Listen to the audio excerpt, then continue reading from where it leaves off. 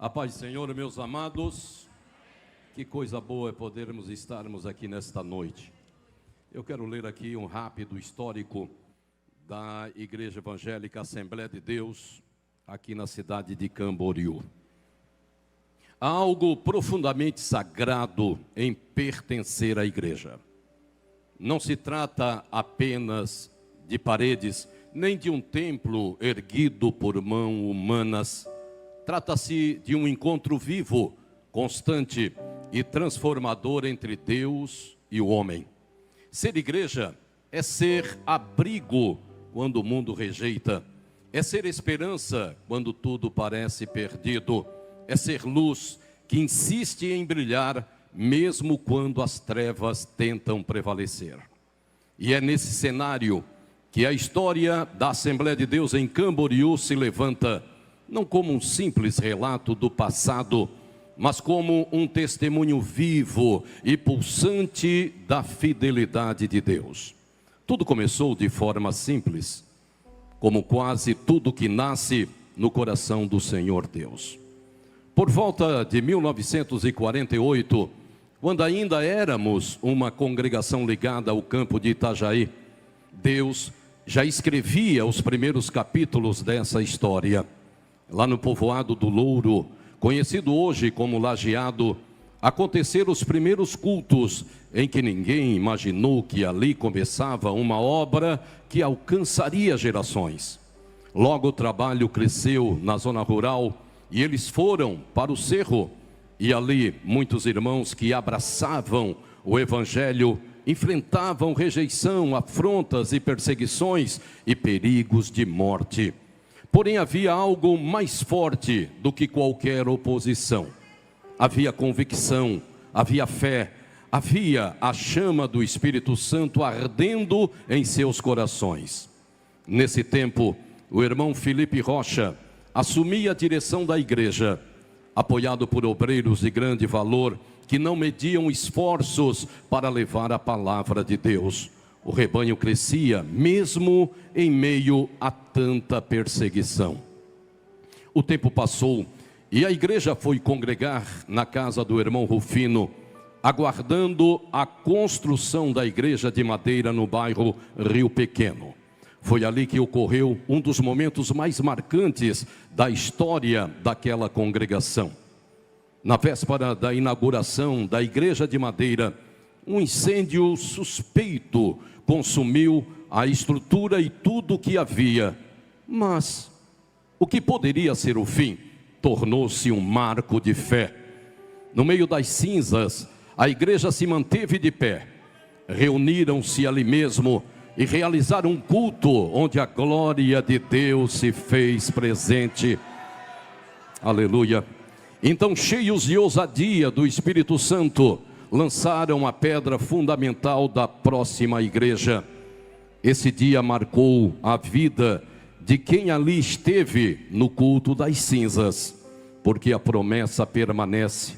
As portas do inferno não prevalecerão contra a igreja do Senhor. E o tempo provou isso.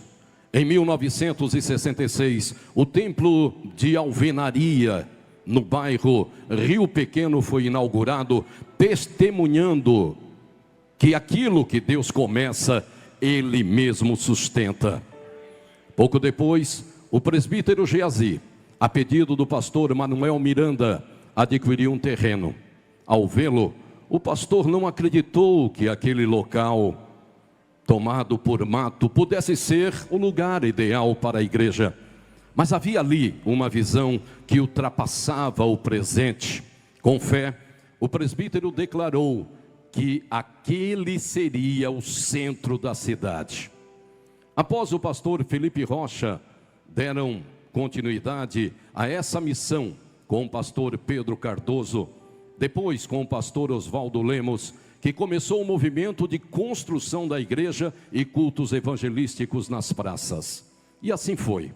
Ali se estabeleceu a sede, na rua Joaquim Nunes, prova de que Deus revela aos seus que os olhos naturais ainda não conseguem enxergar. Desde o início, Já estava claríssimo, não era apenas mais uma igreja surgindo, era um propósito eterno florescendo. Cada culto, cada oração, cada evangelismo, cada alma cansada ou alcançada carregava a marca do céu. A igreja se movia pela chama do Espírito Santo. Havia sede de Deus, havia entrega, havia avivamento. Um tempo depois, o pastor Hilário Grignani assumiu a obra. Esses abnegados servos de Deus, que não apenas nos lideraram, mas se entregaram por completo à carreira que lhe foi proposta, realizar a obra com muito amor. Eles deixaram mais do que realizações, deixaram um legado, investiram com fé o seu tempo e entregaram inteiramente suas vidas à causa do Mestre. Em 1977, o nosso saudoso pastor Cezino Bernardino assumia a liderança e por quase 4 décadas pastoreou com amor, firmeza e dedicação, deixando marcas profundas nesta igreja. Era tempo de incendiar corações com a chama missionária. Os mais sedentos da presença de Deus não perdiam as orações e nem vigílias. Nessa época, havia várias casas de orações que o Senhor levantou para o seu propósito. Tínhamos a casa do irmão Agenor, a casa da irmã Agostinha, a casa da irmã Maria do Amaro, a casa da irmã Olga Thompson, entre outras casas que Deus levantou dentro deste grande avivamento. Muitas promessas podem ser hoje testemunhadas pelo seu fiel cumprimento. Uma das mensagens proféticas que marcaram a igreja da época foi a que aconteceu em uma noite de oração lá na casa do irmão Agenor Borba.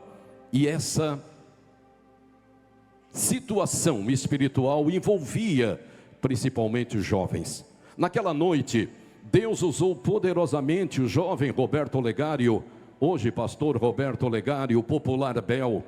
Movido pelo Espírito Santo, ele marchava pela casa do irmão Agenor Borba como um soldado e profetizava que Deus estava entregando divisas espirituais aos jovens que ali estavam, e a glória de Deus tomou aquela casa.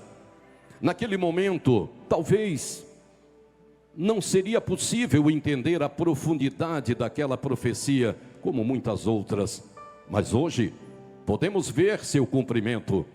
Aqueles jovens se tornaram pastores, aqueles jovens se tornaram obreiros e missionários. Isso nos prova que, passe o tempo que passar, Deus permanece fiel. A partir desse tempo, eram muitos irmãos batizados com o Espírito Santo, curas divinas, salvação de almas e inúmeras profecias apontavam que Deus traria de todos os lugares pessoas para este lugar, para cumprir o seu propósito, e assim aconteceu.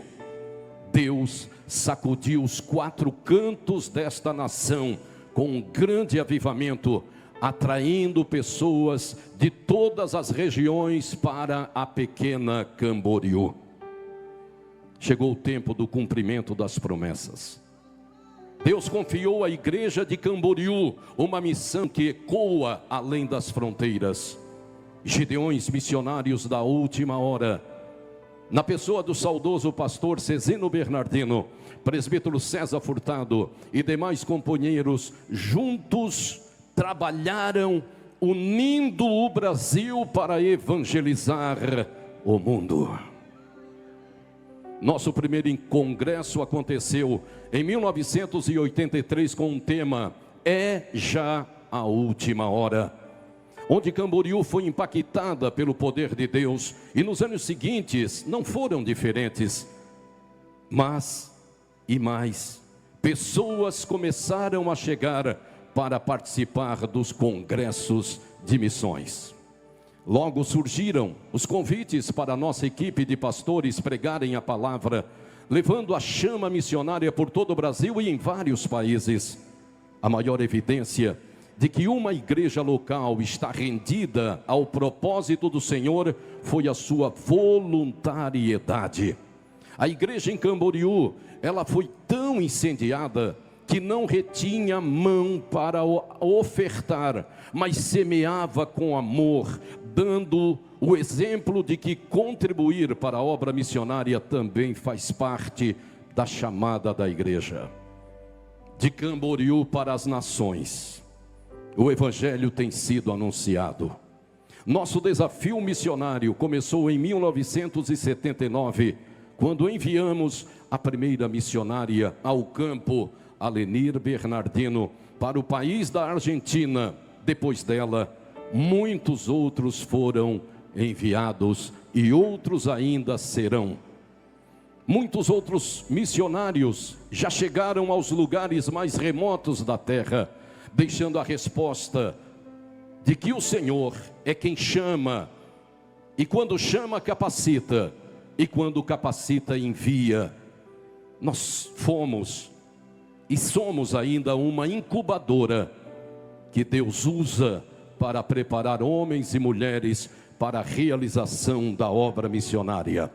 E desde então, são cerca de 1.049 famílias distribuídas em 21 nações, cumprindo o ID do Senhor Jesus Cristo. Logo, a notícia do que Deus estava fazendo em Camboriú se espalhou pelo Brasil e por vários lugares do mundo. O congresso, que concentrava apenas pessoas das regiões vizinhas, logo começou a tomar proporções bem maiores, até que se tornou milhares e milhares de participantes unidos para fazer missões.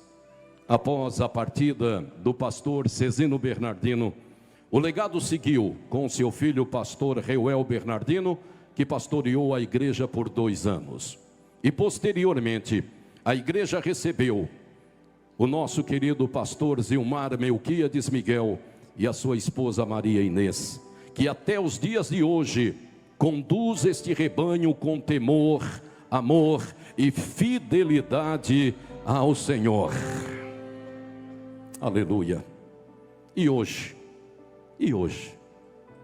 que privilégio é fazer parte desta história. Quem faz parte desta história? Hoje estamos fazendo parte, ainda muito mais, desta história. Sob a liderança do pastor Zilmar, a igreja permanece viva, pulsante, cheia da presença do Espírito Santo. Hoje somos 39 igrejas, templos espalhados por Camboriú. Elas são apenas números, mas são 39 faróis. Elas não são apenas números, mas são 39 faróis acesos em todos os bairros. Areia Branca, Areias, Betel, Betel 2, Boas Novas, Caetés, Canaã, Cedro, Cedro 2, Cerro, Conde de Vila Verde, Congonhas, Dela Torre, Dom Amaro, Japão, Jardim Aliança, Jardim Bela Vista, Jardim Europa, Jardim Matinai, Jardim Palmeiras, Jardim Primavera, Jardim Raze, Jardim Regina, Jardim Santiago, Jardim Tatiana, Jerusalém, João da Costa, Lajeado, Monte Alegre 2, Monte Calvário, Monte Carmelo, Monte Sinai, Nova Camboriú, Rio do Meio, Rio Pequeno, Tabuleiro, Vila da Pedra. Quem pode glorificar a Deus? Aleluia. São lugares onde o céu toca a terra, onde lágrimas se transformam em alegrias, onde vidas são restauradas, onde o amor de Deus se manifesta na vida de cada irmão. Mas existe algo ainda mais extraordinário. Quantos chegaram sem esperança e encontraram a salvação? Quantos chegaram feridos e foram restaurados? Quantos chegaram sozinhos e encontraram uma família? E é por isso que hoje não celebramos apenas uma história, celebramos um pertencimento. Nesses 78 anos da Igreja Evangélica Assembleia de Deus em Camboriú, pertencer a esta igreja é fazer parte de algo eterno. É carregar no coração a alegria de saber que Deus nos plantou aqui com propósito. É olhar para trás com gratidão, pastor Zilmar, e viver o presente com fé. E caminhar para o futuro com esperança. Diga assim: e caminhar para o futuro com esperança. E essa história, ela não terminou.